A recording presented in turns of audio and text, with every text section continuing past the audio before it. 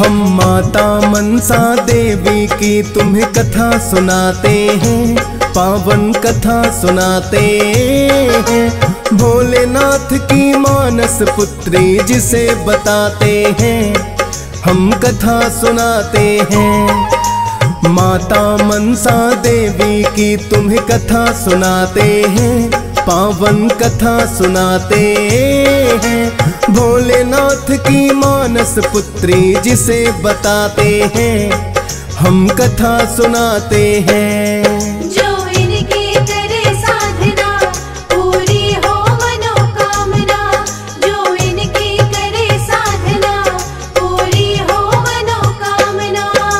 भक्तजनों, आज हम आपको माता मनसा देवी की पावन कथा सुनाएंगे। प्रिय भक्तों, सबसे पहले हम माता मनसा देवी के प्राकट्य के विषय में बताएंगे कि माता मनसा का अवतार किस प्रकार हुआ था। तो आइए भक्तों, सुनते हैं माता मनसा देवी की पावन कथा।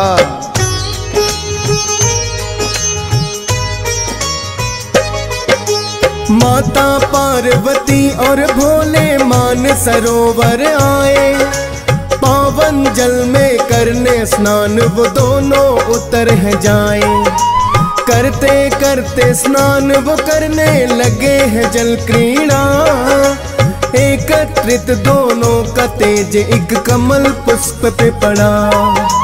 वहाँ उपस्थित एक सर्पिणी ये सब रही थी देख, कमल पुष्प को उसने है कुंडली में लिया लपेट। इसी तेज से उत्पन्न हुई है एक दिव्य कन्या, शिव की मानस पुत्री है और नाम है मनसा माँ।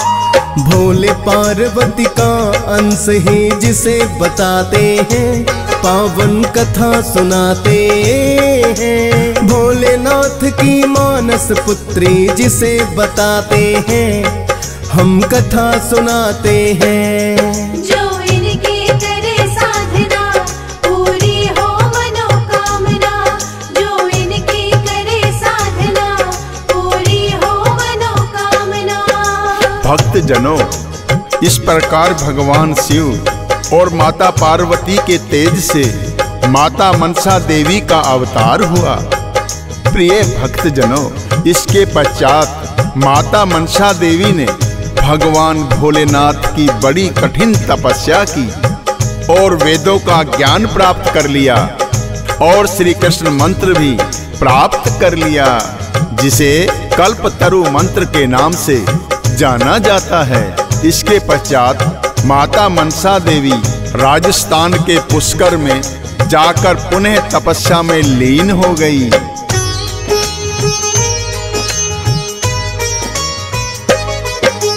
मंत्र कल्प तरु भोलेनाथ से इन्होंने पाया, फिर तो इन्होंने श्री कृष्णा का ध्यान है लगाया। युगों युगों तक श्री कृष्णा की कठिन तपस्या की है, ना कुछ खाया ना कुछ पिया, भूखी और प्यासी है। कल्पतरु के मंत्र को माता जपती जाती है, अपने इष्ट देव के ये तो दर्शन चाहती है। श्री कृष्णा फिर इनके तप से प्रसन्न बड़े हो जाए, करे पुकार जो सच्चे मन से क्यों ना भगवन आए।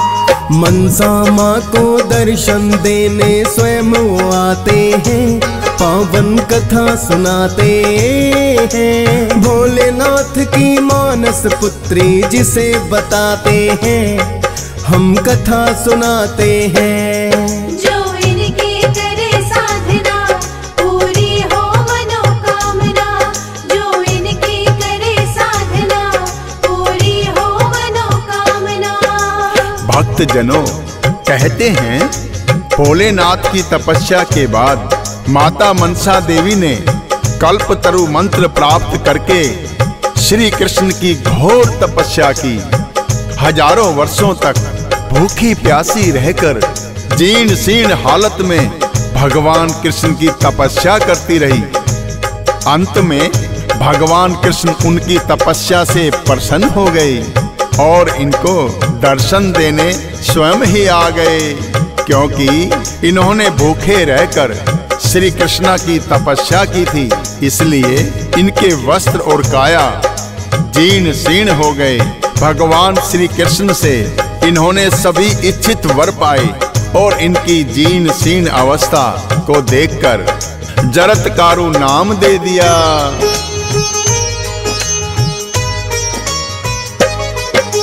श्री कृष्णा ने जो है इनकी कठिन तपस्या देखी, स्वयं इन्होंने भी आकर है उनकी पूजा की।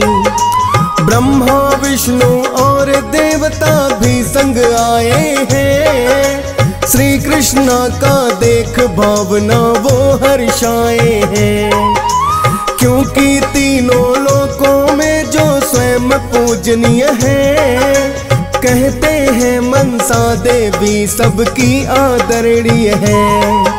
फिर तो सभी देवता करने लगे आराधना, सफल हो गई मनसा माता ने जो की साधना। ब्रह्मा जी इन्हें गौरी कहकर स्वयं बुलाते हैं, पावन कथा सुनाते हैं। भोलेनाथ की मानस पुत्री जिसे बताते हैं, हम कथा सुनाते हैं। जो इनकी करे साधना पूरी हो मनोकामना, जो इनकी करे साधना पूरी हो मनोकामना।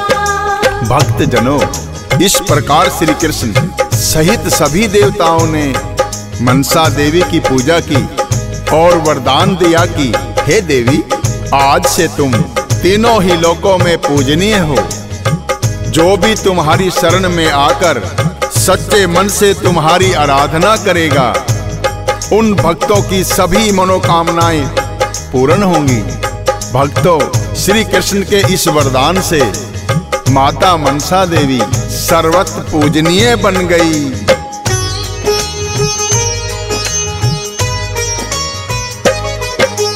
एक बार माँ मनसा देवी आई जब कैलाश, नाग वासुकी भी बैठे तब स्वयं शिव के पास। महादेव से विनती करते हैं तब नाग वासुकी, कोई बहन नहीं है भोले हम सब नागों की। विनती है ये इस कन्या को नागलोक भेजे, ताकि नागवंश सारा ही इनको बहन कहे। भोलेनाथ ने मान लिया है वासुकी का कहना, बोले वासुकी आज है तुम हो गई हो मेरी बहना। नागलोक की देवी भी इन्हें भोले बनाते हैं, पावन कथा सुनाते हैं। भोलेनाथ की मानस पुत्री जिसे बताते हैं, हम कथा सुनाते हैं। जो इनकी करे साधना पूरी हो मनोकामना, जो इनकी करे साधना पूरी हो मनोकामना। भक्त जनों, इसके पश्चात माता मनसा देवी का विवाह ऋषि जरत्कारु नामक ऋषि से हुआ। ऋषि जरत्कारु एक महान तपस्वी थे। उन्होंने ब्रह्मा जी की कठिन तपस्या करके वरदान प्राप्त किया था कि जिस प्रकार मैं इस पृथ्वी पर अकेला हूँ, सदैव अकेला ही रहूं, और यदि मेरा विवाह भी हो तो मेरे नाम के समान ही जिस कन्या का नाम हो उसके साथ ही मैं विवाह करूं, किंतु मुझे उसका हाथ मांगना ना पड़े, बल्कि कोई इसे मेरी झोली में डाल दे। तो ब्रह्मा जी ने उन्हें तथास्तु कह के वरदान दे दिया।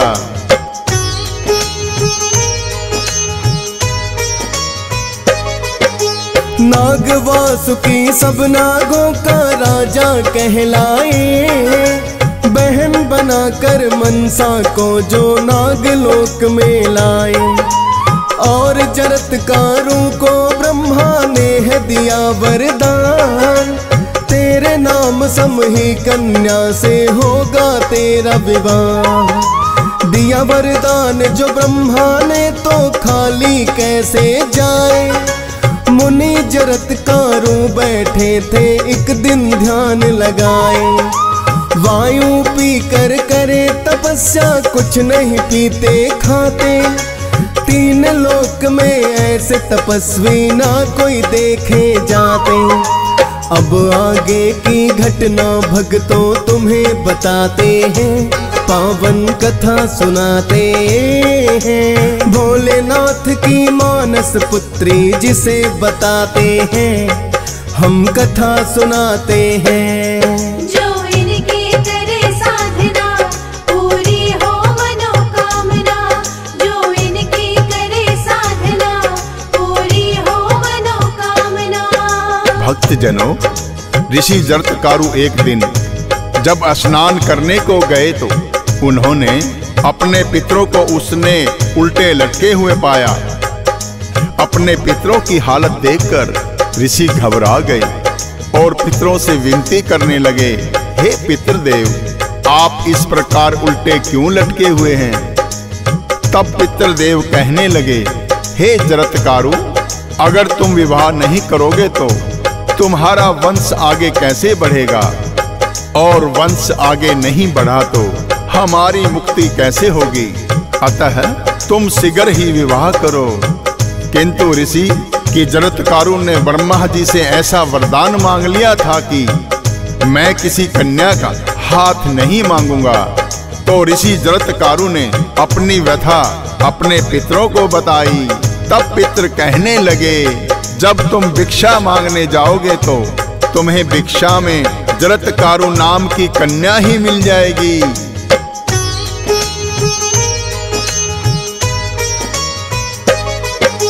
करने तपस्या एक वन में जरत्कारु आते। नाग वासुकी के कुछ सैनिक उन्हें है मिल जाते।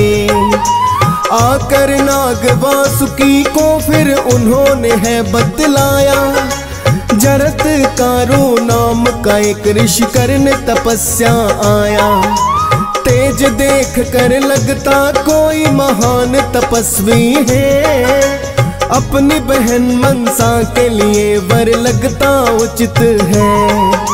अपनी बहन को लेकर के फिर वासुकी आए हैं। ऋषि जरत्कारु बैठे जहाँ ध्यान लगाए हैं।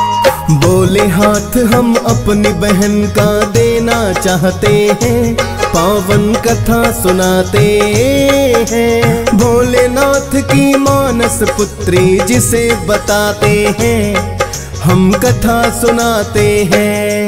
जो इनकी करे साधना पूरी हो मनोकामना। जो इनकी करे साधना पूरी हो मनोकामना। भक्त जनों, इस प्रकार नाग वासुकी अपनी बहन मनसा, जिसे श्री कृष्ण ने जरत्कारु नाम दिया था, उसे लेकर ऋषि जरत्कारु के पास आए और कहने लगे, हे ऋषिवर, आप मेरी बहन को अर्धांगिनी रूप में अपनाएं। ब्रह्मा जी के वर के अनुसार उन्हें जरत्कारु नाम की कन्या ही मिल गई। किंतु ऋषि जरत्कारु ने एक शर्त रखी कि यदि तुम्हारी बहन किसी दिन मेरी आज्ञा पालन नहीं करेगी तो मैं इसका त्याग कर दूंगा। वासुकी को अपनी बहन पर पूरा विश्वास था। उन्होंने ऋषि जरत्कारु की शर्त मान ली।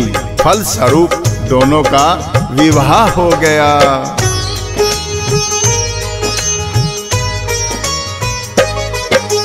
पूर्ण रूप से पत्नी धर्म को मनसा ने है निभाया। पूजा पाठ में सुबह है उनका हाथ है बटवाया। होनी होकर रहती है पर कोई टाल न पाए। एक दिन ऐसे धर्म संकट में मनसा फंस जाए। संध्या के समय उनके पति जब कर रहे विश्राम, निद्रा आ गई है उसको और ढलने लगी है शाम। पूजा पाठ का समय था तो मनसा ने उन्हें जगाया। ऋषि जरत्कारों को उन पर क्रोध बड़ा ही आया।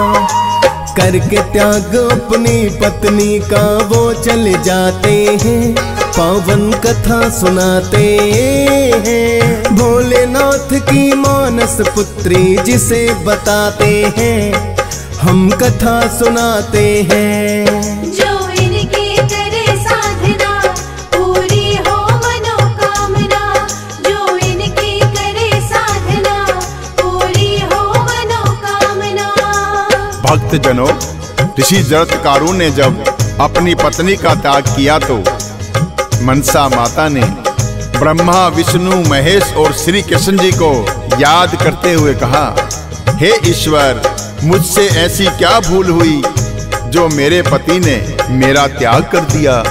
मनसा माता की पुकार सुनकर ब्रह्मा, विष्णु, महेश और श्री कृष्ण, मुनि, नारद और सभी देवताओं सहित वहां पधारे और ऋषि जरत्कारु को कहने लगे, हे ऋषिवर, तुम्हारी पत्नी के समान कोई तपस्विनी और पतिव्रता नारी नहीं है।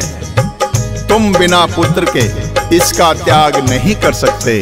ऋषि जरत्कारु ने सभी देवताओं को प्रणाम किया और कहने लगे, हे देवेश, आपकी बात भला मैं कैसे टाल सकता हूँ।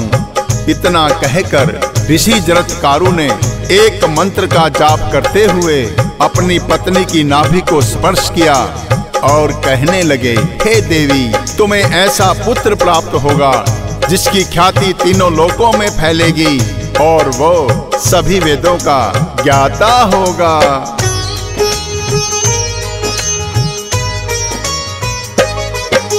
फिर तो मनसा माता है शिवलोक चली आई, जन्म दिया है वही पुत्र को बड़ी ही हर्षाई। माता पार्वती ने स्वयं ही उनकी सेवा की और पुत्र को भोलेनाथ ने शिक्षा दीक्षा दी। भोलेनाथ ने उनके पुत्र को आस्तिक नाम दिया, क्योंकि अस्त हुए हैं पिता तब उनका जन्म हुआ।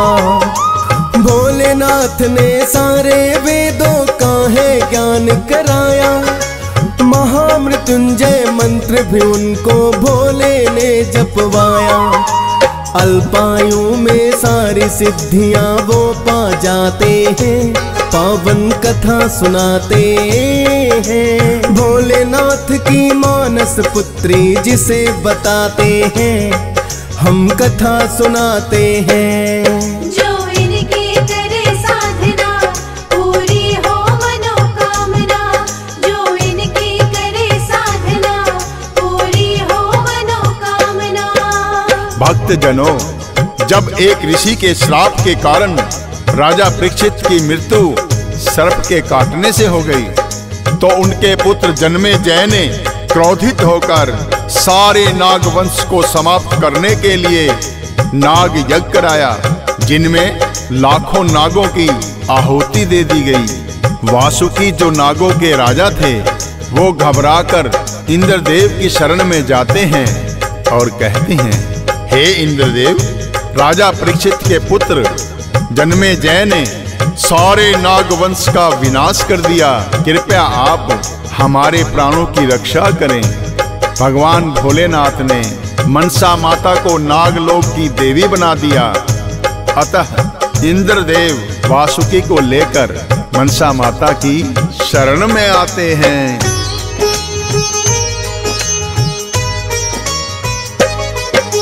नाग वासुकी इंद्रदेव की शरण में जब आए, इंद्रदेव उन्हें मनसा माँ की शरण में है लाए और कहने लगे, आप ही नागों की रखवाली है। जन्मेजय ने कसम मिटाने की इनको खाली है, इनके प्राणों की रक्षा अब आपको करनी होगी। करती आप रखवाली उनकी शरण में आते जो भी। मनसा माँ ने अपने पुत्र आस्तिक को है बुलाया, जन्मेजय को जाकर आस्तिक ने है तो समझाया। नाग यज्ञ जो कर रहे थे उसको रुकवाते हैं, पावन कथा सुनाते हैं। भोलेनाथ की मानस पुत्री जिसे बताते हैं, हम कथा सुनाते हैं।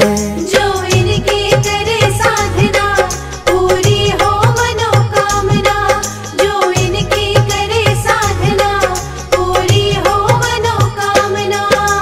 भक्त जनों, इस प्रकार जब नाग वासुकी और इंद्रदेव ने मनसा माता से विनती की तो मनसा देवी ने अपने पुत्र आस्तिक को उनके साथ भेज दिया, जिनमें जन्म जय के नाग यज्ञ को रुकवाया और नाग वंश को समाप्त होने से बचा लिया।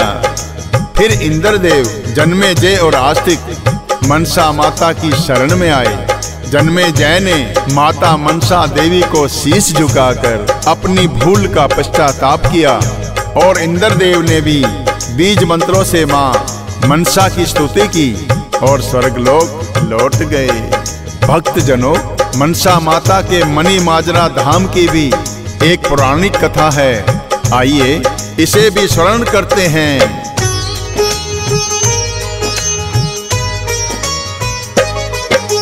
है उस समय की बात ये जब अकबर का राज हुआ, सारे किसानों की खेती पर कर है लगा दिया। पड़ गया घोर कर भी जब अदा नहीं कर पाए, सारे किसानों को अकबर ने बंदी लिया बनाए।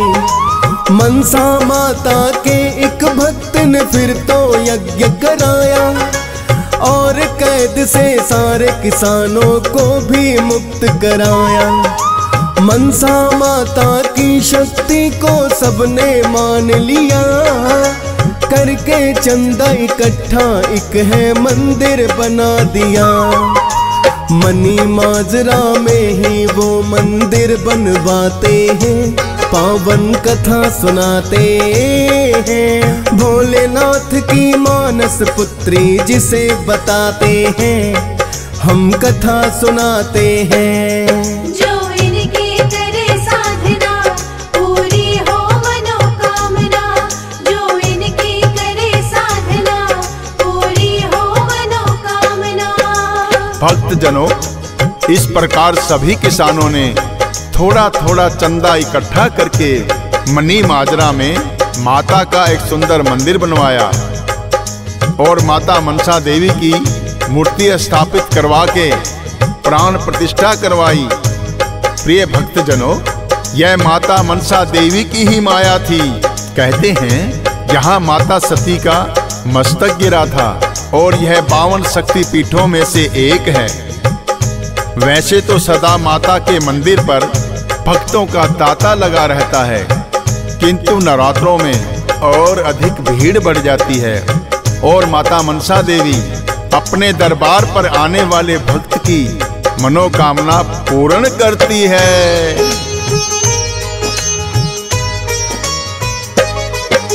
मनी माजरा में माता का धाम बड़ा पावन है, उनमें शक्ति पीठ एक जो शक्ति पीठ 52 है। महाराजा पटियाला भी करते थे उनकी भक्ति, जानते थे वो कितनी है इस माँ स्वरूप में शक्ति। क्योंकि एक दिन बोली उनको सपने में आके, माँ की मुरादें होंगी पूरी, आ जाओ मेरे दर। देर नहीं की महाराजा पटियाला दर पे आए, भक्त भला कैसे रख सकते जब माँ उन्हें बुलाए। नंगे पाँव माँ के दर दौड़े चले आते हैं, पावन कथा सुनाते हैं। भोलेनाथ की मानस पुत्री जिसे बताते हैं, हम कथा सुनाते हैं। जो इनकी करे साधना पूरी हो मनोकामना, जो इनकी करे साधना पूरी हो मनोकामना। भक्त जनों, माता मनसा देवी का एक प्राचीन मंदिर हरिद्वार शिवालिक की पहाड़ियों में भी है। कहते हैं यहाँ आने वाले सब भक्त की मनोकामना पूर्ण होती है। प्रिय भक्तों, माता मनसा देवी की महिमा का जितना वर्णन किया जाए कम है। स्वयं ब्रह्मा, विष्णु और श्री कृष्ण इनकी पूजा करते हैं और सारे संसार में पूजनीय बनाया। इंद्रदेव ने स्वयं इनकी स्तुति की और आदि स्वरूपा कहकर पुकारा। हम इंसानों की तो बात ही क्या। अतः भक्तों, माता मनसा देवी की पूजा करके अपने जीवन को सफल बनाइए।